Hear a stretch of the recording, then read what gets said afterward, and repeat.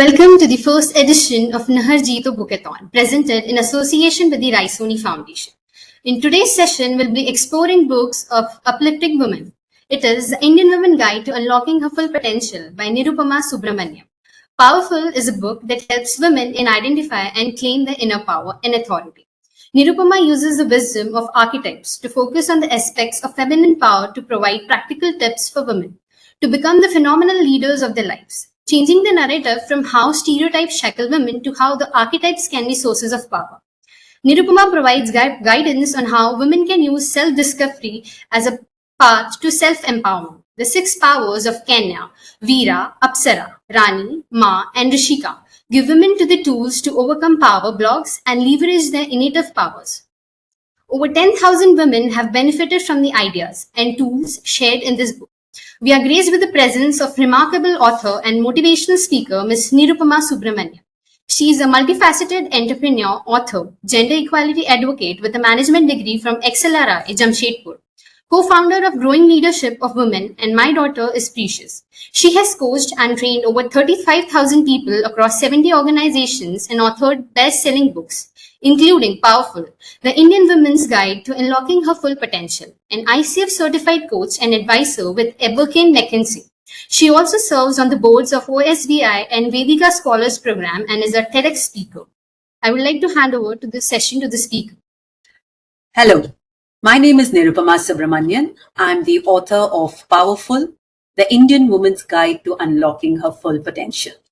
I'm really happy to be here today and share a little bit about the book Powerful, how I came to write it, what are the important aspects of this book, and how you as a reader can really benefit from this book. So Powerful is based on my experiences, both in my personal life as well as my professional life. So I'm a leadership development coach, a facilitator, and a consultant. And for the past 20 years, I have been coaching and training leaders, mostly from corporate India. And apart from that, of course, I am also a daughter, a wife, a mother, daughter-in-law, sister-in-law, and I play a whole lot of other roles as well. So when it comes to my personal life, I'd like to share a little bit with you because that's very important to how I came to write this book, Powerful. So I grew up as a good girl in a very typical Indian middle class family, and I received some of these very important values and messages as I was growing up. So like many of you, I also heard it's important to be modest, not to talk about your work. It's important to be safe. It's better to be a nice, good girl than be rebellious and try to do anything that will get you into trouble. It's important to listen to your parents and your elders. It's important to be good. I must study hard. So these were some of the messages that I got when I was growing up, like many, many women in our country and in fact across the world as well. So I grew up, I did pretty well in my school and my college. I went to do MBA. So I went to XLRI Jamshedpur. And after my MBA, I was very happy to get a job in a bank with Citibank, which I was very proud of. That was the job I had wanted. And I started working. When I started working, I noticed there were very few women in the corporate sector, very few women at senior roles. And there were some of these little biases, some statements that I kept hearing, even from my own family who would say, why are you working so long and hard? And some of the biases that, women maybe should not be doing this, women should be doing that. So I started hearing some of these things. And then I got married. And then I was very happy when I had my daughter, and my husband and I welcomed our daughter into the world in 2001. And after that, life changed quite a bit. I found it even more of a challenge to manage the home and the family. I didn't have a very strong support system where I was living in Delhi. And when my daughter was about 8 months old, she fell ill. She fell really sick. I had to manage her. I had to manage my office. And it was a very, very stressful time. I felt tired and guilty all the time and felt I wasn't able to do either my job well or be a good mother. So I took a break. I left my full-time job. Luckily, it also helped me to find my own passion and purpose. I started writing. I started doing some of the things that I liked. But then I realized many women were not so lucky. they had to choose between a job and a career. And as women became older, they started having other challenges, physical challenges, emotional challenges, and nobody really spoke about them or addressed them. So that's the lesson from my personal life. And in my professional work experience, I noticed, of course, that again, very few women were looking for leadership development programs. And the ones who came spoke about different things as compared to the men. The women spoke about, again, guilt. They felt they were not confident enough. They were worried that they'll be seen as too pushy or ambitious or aggressive. They constantly underestimated themselves. And I would wonder, how can this really smart, brilliant woman have so much of self-doubt? But many women did. And about 6 years ago, based on this experience, I also started a company called GLOW, GLOW, which stands for Growing Leadership of Women. So my business partner and I had the vision that we would use this work of ours to enable and empower many women and also support workplaces to become more inclusive. So all of that happened, and these in fact led to my work of researching what's happening with women. When they are so smart, when they are so good at their skilled level work, why aren't there more women in leadership roles? Why aren't more women claiming their power? So how did I do the research for my book?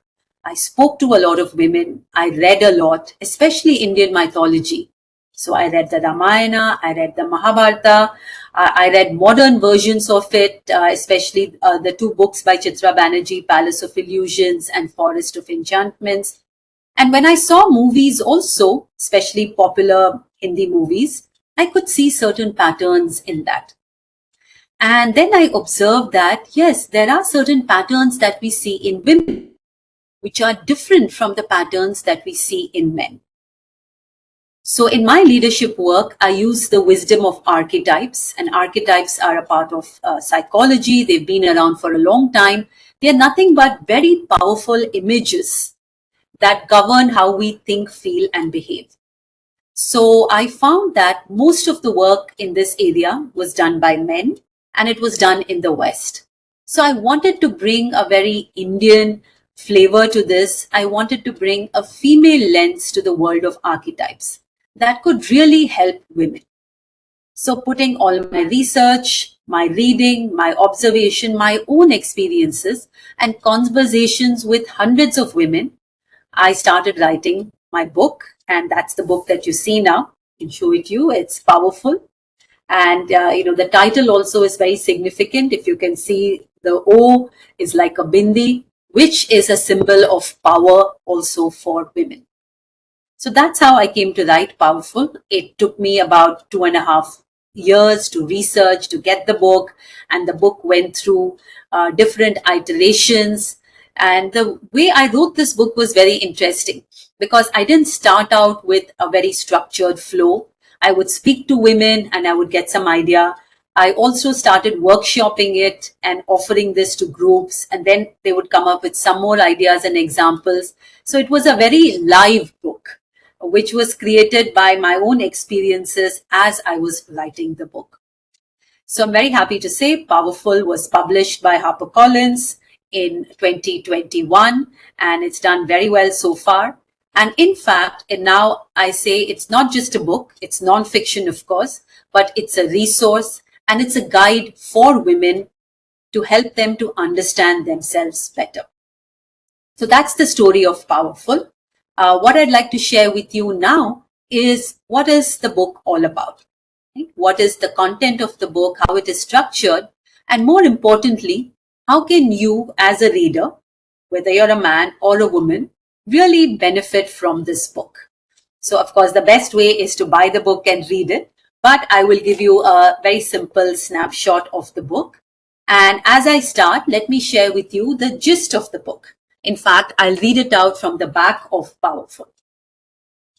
Power, a word that is as disassociated from women in real life as it's seen to be embodied by them through ideas of Shakti. Reduced to mere tropes in Indian mythology and culture, The innocent Kanya, the seductive Apsara, the warrior like Veera, the noble Rani, the nurturing Ma, and the wise Rishika are images of feminine mystique and reservoirs of power. Changing the conversations from how these stereotypes shackle women to how they can enable them, Nirupama Subramanian uses the wisdom of archetypes to provide practical advice to women to claim the powers they need to achieve their goals.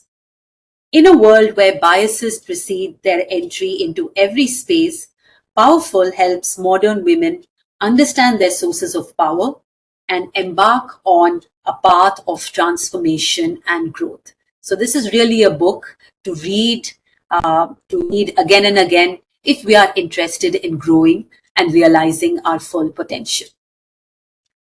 So let me start by sharing the basic concepts and ideas of the book.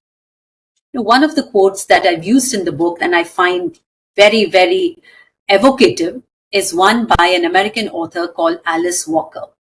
And she says, "The most common way people give up power is by believing they don't have any."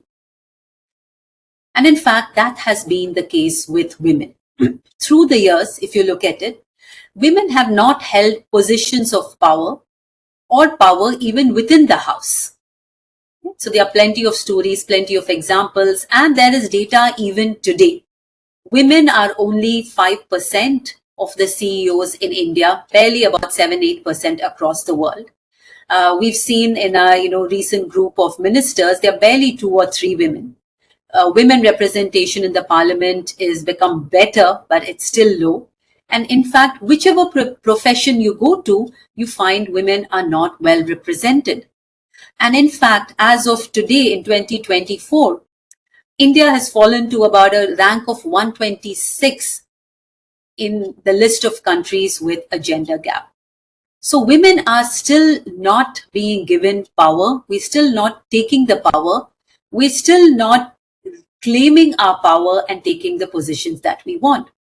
And I've given a lot of data in the book as well. You can see crimes against women don't seem to be coming down. Even today, we still say the same thing in terms of it's not safe for women. So again, while we see lots more girls going to school and college, when it comes to the career, we've seen a dramatic drop in the women at the workplace.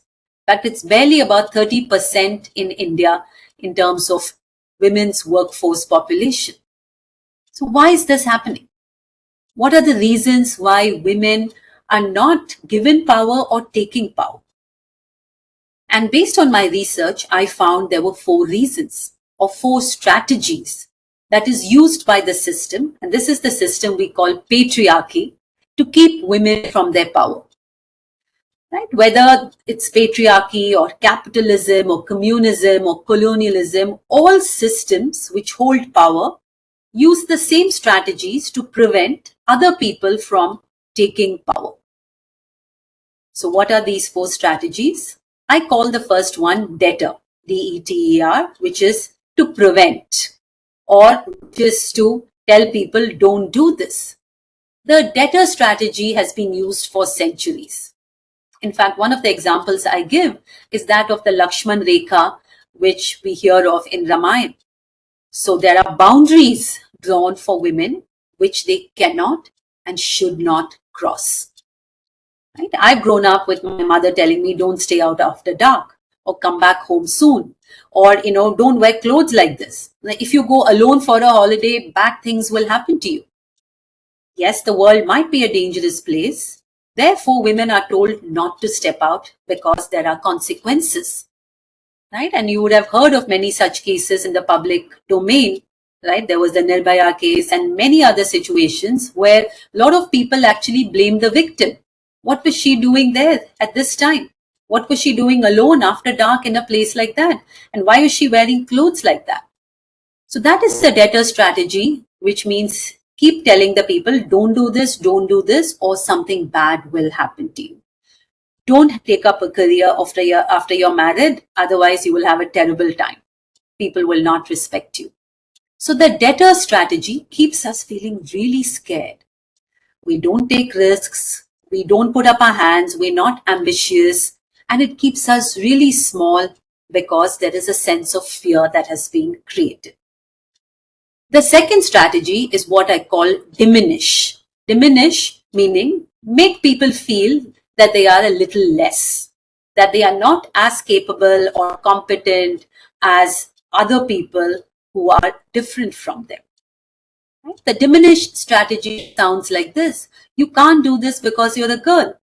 Right? You can't climb trees. You can't lift heavy suitcases. You can't do math. You can't be a CEO. You can't be an athlete because you're a girl. Girls can't do this. So when girls are told this from a very, very young age, it erodes their self-confidence. Or sometimes girls are told, you're not pretty enough. You're not fair enough. You'll never find a husband. And this also erodes their confidence, and they think that they are not good enough or worthy or capable, which is why even when women do well in studies, when they come to the workforce, you don't see them applying for higher positions. There's actually research that shows that women don't opt for a promotion unless they feel that they are 100% ready for it. Men opt for promotions or men apply for a higher level job even when they feel we are 60% ready. So women constantly underestimate themselves and they don't come forward to take positions of responsibility because they feel I won't be able to do it. So years of conditioning actually leads to lowering of self-confidence. The third strategy I speak about in the book is called decorate, and it's a very interesting one. What does decorate mean? It means make people live up to a impossibly high standard and then reward them for that. But it's not a reward, it's not a real reward, it's only a decoration. Right? It's like giving you a good conduct prize, or it's like telling you if you do all this, you won't get a bad name. So, because of the decorate strategy, there is a lot of pressure. Pressure to be the perfect little girl, pressure to be the good wife, pressure to be the ideal daughter-in-law, pressure to be the best mother ever, pressure to be the best employee, pressure to be nice, good, smiling, obedient, confident, competent, multitasker. Lot of labels and lot of requirements are imposed on women. And we feel really bad if we haven't lived up to those. So whenever I coach women, whenever I do these workshops, a lot of women come up and tell me, I don't know why I'm doing this. It's so tiring, but I have to get up in the morning and cook for my family, take care of my children, pack my husband's lunchbox, get ready, take care of the house, and then run to work. Even though other people are willing to help me, I feel I must do all of this, otherwise I'm not good enough. So the decorate strategy leaves us feeling really exhausted. The fourth strategy is what I call the divide strategy. This is very exciting.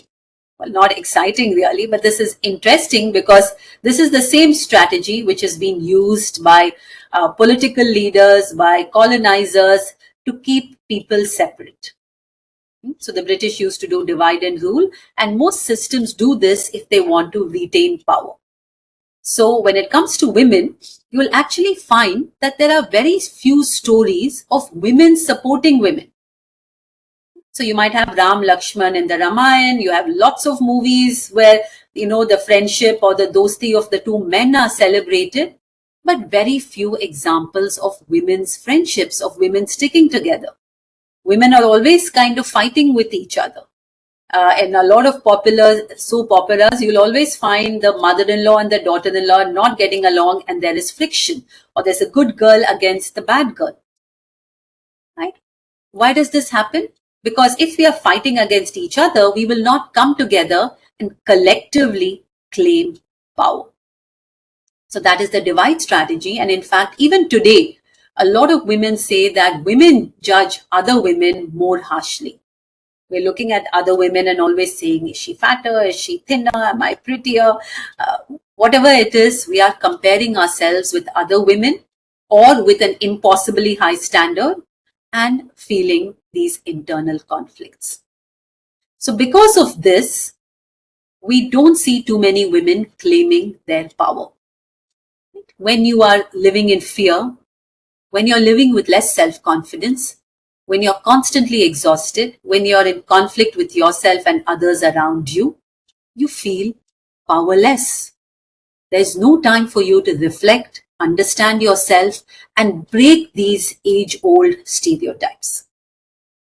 That is where archetypes come in. I found archetypes to be a huge source of power and energy, and in my book, I call them powers. So I've created the 6 feminine powers model.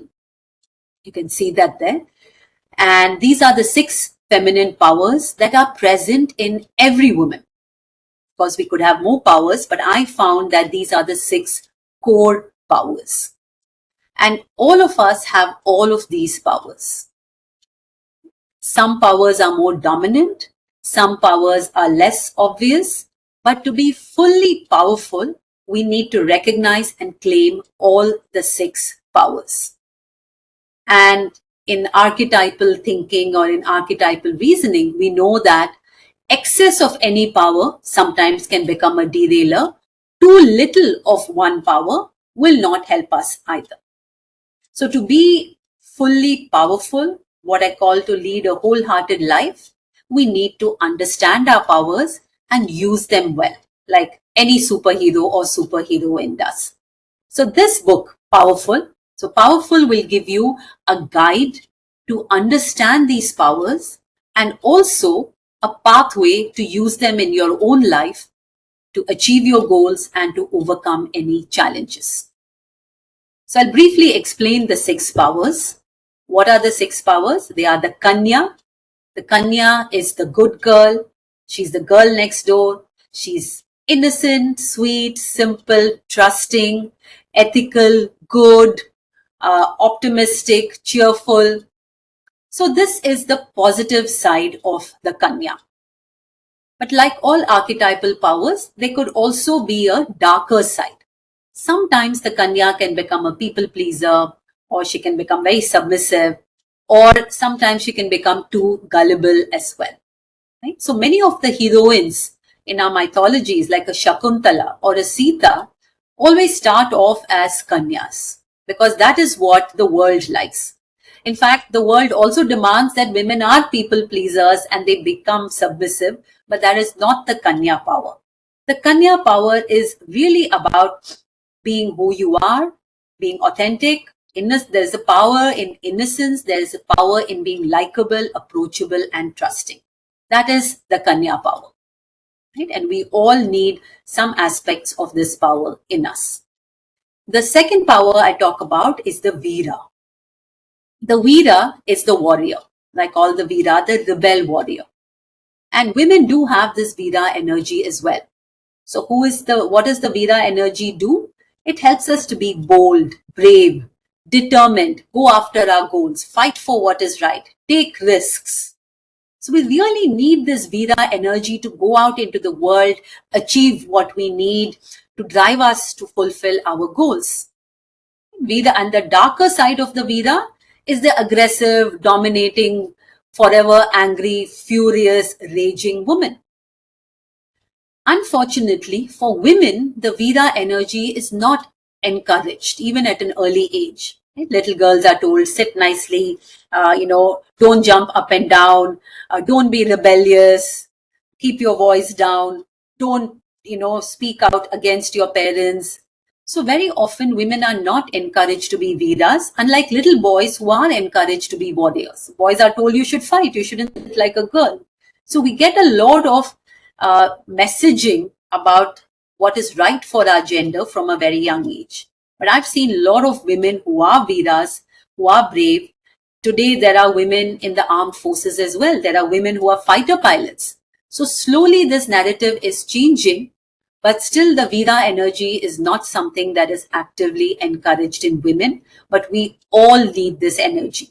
In fact, all the women who have achieved something in life have needed to evoke and use their Veera. So the Veera is really like the Durga Shakti, where you can go out and fight against the demons and become victorious. The third power is the Apsara. Now, in Indian mythology, we know Apsaras were celestial dancers. So the Apsara is the very charming influencer. She's attractive, she presents herself well, she's self-confident, she's self-expressive, she's even flamboyant, she's a performer, she's an influencer. And this is a very powerful energy as well. If you look at a lot of women in the public domain, they have needed to use some of this Apsara energy. So one of the examples I give in the book is that of a painter, very famous Indian painter called Amrita Shergill, who was really much ahead of her time. In the late 1920s, she went to Europe, she led a very bohemian lifestyle, and she created some amazing works of art. Right? So a lot of people who are in the performing arts can be natural apsaras. And this energy is very much needed for women to speak up, to go out into the world, to express themselves without any shame. The darker side of the apsaras can become a little manipulative.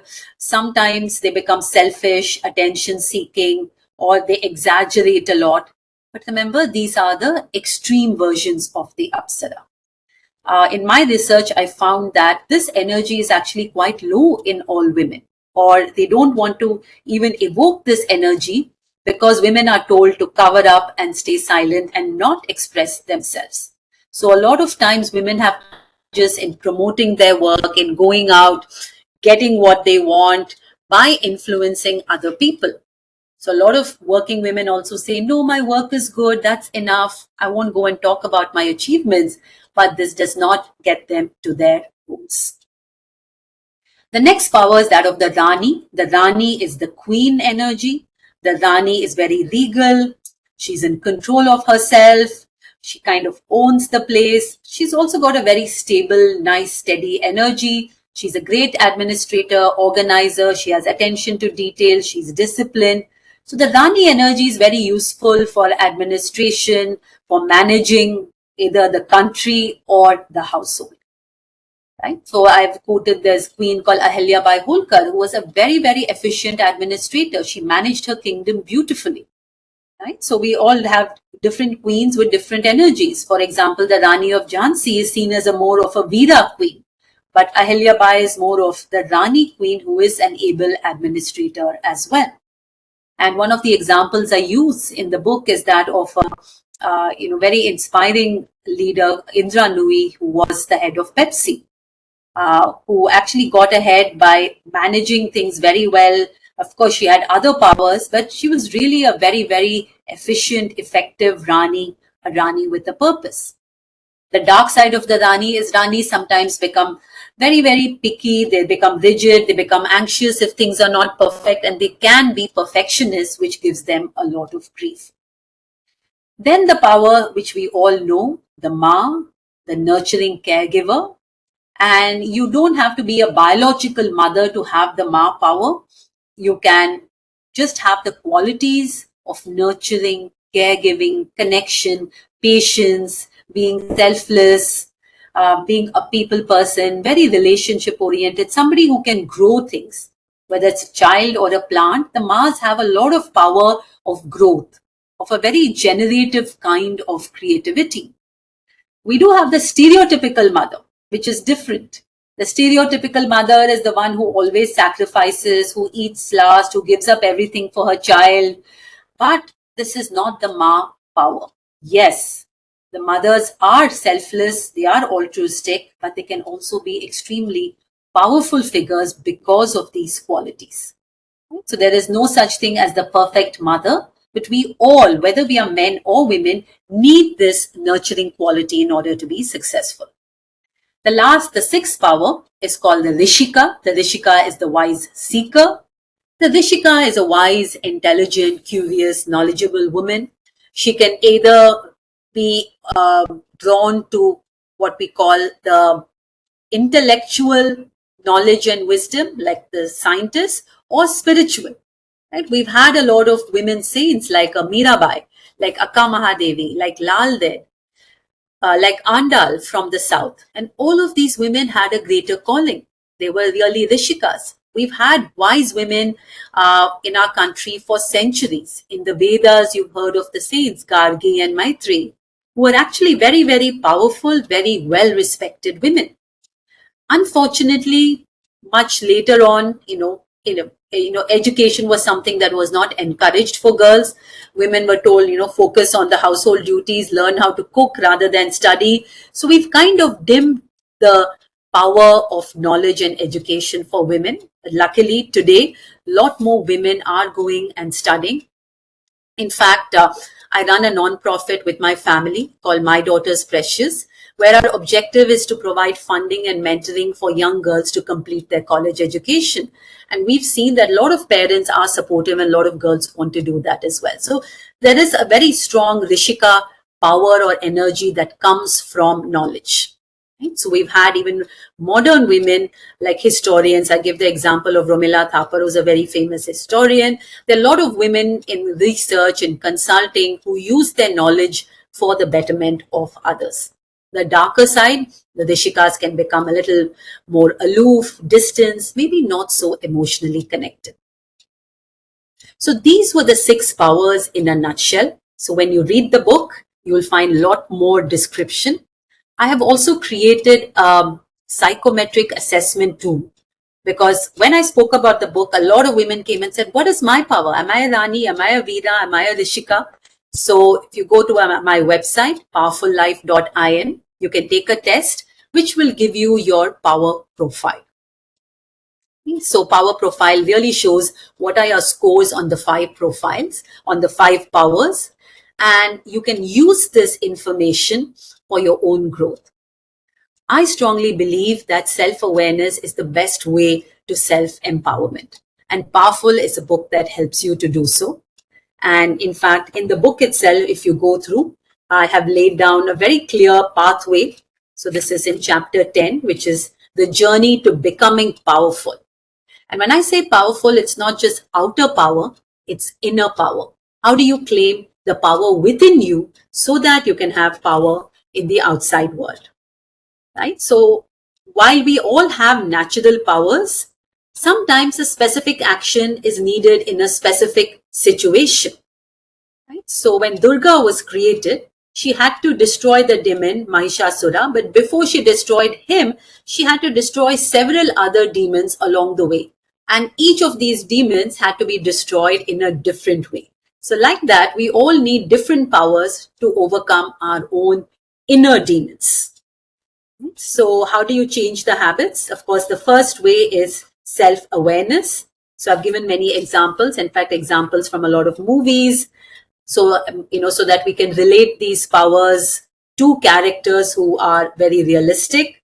The first is know yourself. Right? Read about the archetypes, maybe do your power profile, figure out your 1 or 2 dominant archetypes that you like. So you'll find that. The second is from awareness, move to alignment. And that's also there. So it says, identify your current goals and context. What do you really want to do now? What are your dreams? What do you need to live those particular dreams? Right? It could be, do you want a better relationship? Do you want to buy a bigger house? Do you want a job? Do you want to feel less stressed, burnt out, and exhausted? Usually we have some dream or the other. Right? So for a long time, my dream was to write a book and create something that would help and serve people to become better in whatever else they are doing. So it's very important to figure out your current goals. In fact, I'll give a little exercise which says, complete the sentence, my life would be great if only. So we all have such things. If only I can lose weight, if only I find somebody. So figure that out first. And in order to go there, determine the change that you need to make. Because if you're doing the same thing in the same way, chances are you're not going to live your dream. If I just sit dreaming about writing a book, which is my Rishika energy, I'm just dreaming and ideating, it's not enough. I need the Veera energy to move me into action. I need the Rani to be disciplined to write regularly. I've given a lot of case studies. Once you understand your goal and understand yourself, then you can invoke your power. And how do you invoke your power? I give 3 actions, 3 ways to invoke your power. It can be through body work, which is working with different poses, different asanas. So I've connected the chakras to the 6 powers. So if you want to open, take an open body posture. If you want to be powerful, take a powerful body posture. Exercise, dance, martial arts. So working with the body will help to make the changes in our mind. Second is through affirmations, which are strong positive statements that we can use in order to rewire our mind. For example, I am brave, I am smart, I am amazing, I am a queen, I am wise, I am intelligent, I am powerful, or anything else that really catches to you. Say it to yourself like a mantra and you will feel the power. And then thirdly, take some intentional actions. Like I said, if you want to write a book, rather than dreaming, say, I will write 1 chapter a day. If you have to improve a relationship, summon up your apsara and go and express what you're really thinking or feeling to the other person in the relationship. If your life is very chaotic, summon up your Rani and make a list of things to do. So I give a lot of examples in the book about how you can actually use the powers in your life to make a very strong, positive difference for you. So thank you for listening to me talk about Powerful. As you can see, I'm very passionate about this and I'm very happy to share. Over 10,000 women have been positively impacted through the work of Powerful, through the profiles, through the workshops that I do.